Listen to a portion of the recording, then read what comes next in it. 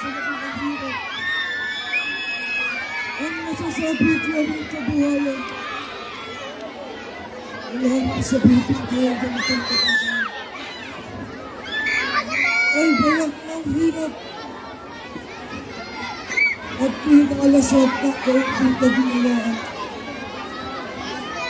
Dito sa pag-aalaga ng hayop. Ang may mga kaya dito sa kabarangan.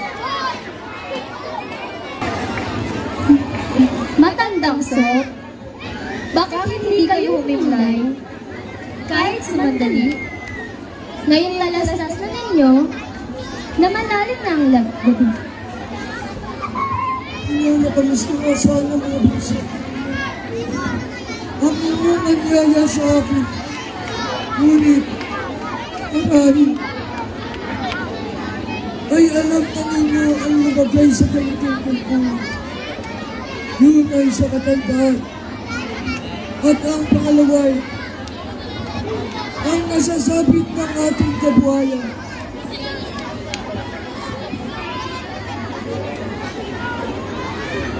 Ang gayon po, ay ipagpaumanhinan ninyo at di nyo ba alam yaong kasabihan na ang napagdaanan ay di na muling mababalikan.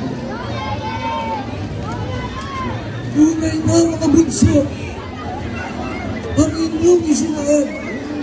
Ngunit, atay kong isipin ang gawang pagtulog at di man nakagayuhin ng pagkakahinga. Lalo na sa gabing ito,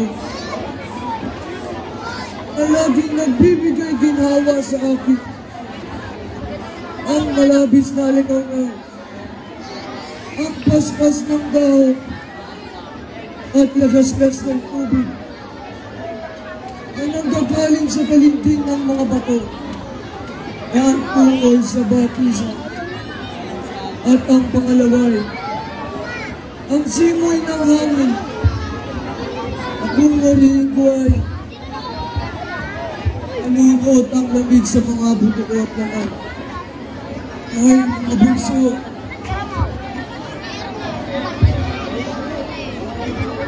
wala pong bagay na iba, kundi ay tayo magtiis ng kahirapan. Bigay nitong kapanahunan. Mga kasama-sama, ako yung tawag. At bakit? Sa anong bagay? Dahil sa ayok kong nawawala. At kailan pa nawala? Wala pa kayo na ikaw ng umaga. Ay magpahanggang ngayon ay.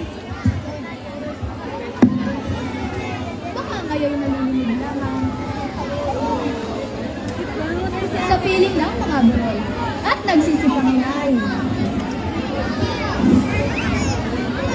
samahan ninyo at magsumikapin hanapin ang hayop niyang mawawala. Tayo nagkiday sa samahan.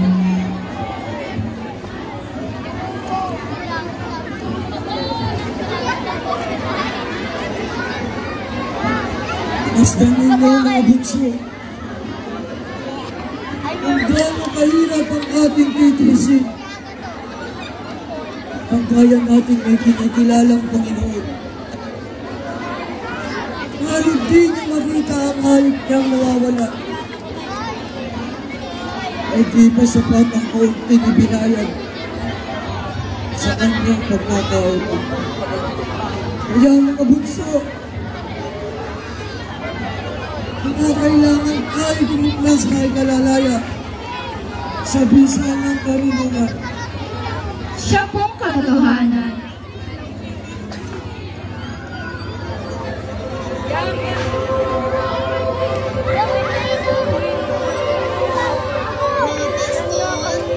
O liwanag. Kayo wag mga gitna at ako'y maipabadya. Kaya ngayon kayo magsaya sapagkat dumating na verbong sasakop sa sala. Doon ninyo paroonan sa Beleng pinanganakan. Doon ninyo mamasdan sapagkat siyang ilaw. Ito tingnan lumabas sa Belen pinanganak ang hintay ninyong Mesiyas. Kaya ngayon ang dapat magsidalaw kayo agad. Paalam sa lahat. Alam kong favorite mo to.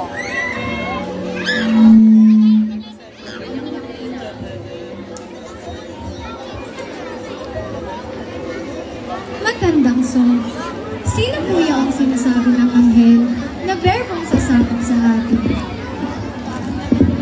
Yan mga bunso, ang sinasabi ng mga propeta, anak ng Diyos, na siyang tutuwa sa sala ng tao dito sa susunod.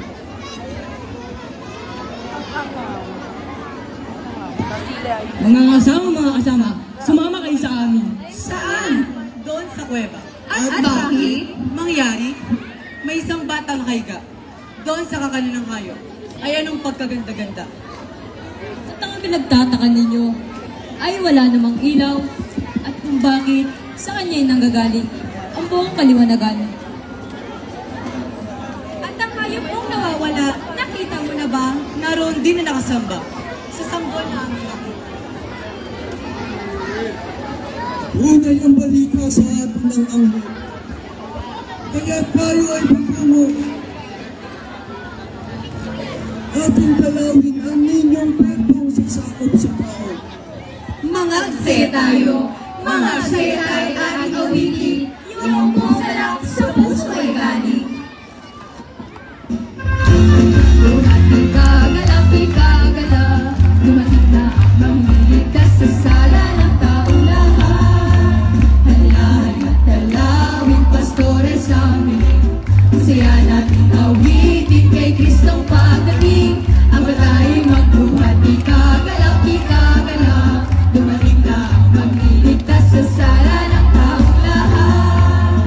Halahan at dalawin, pastores amin, masaya natin awitin kay Kristong pagdating. Ang batay magbuhat,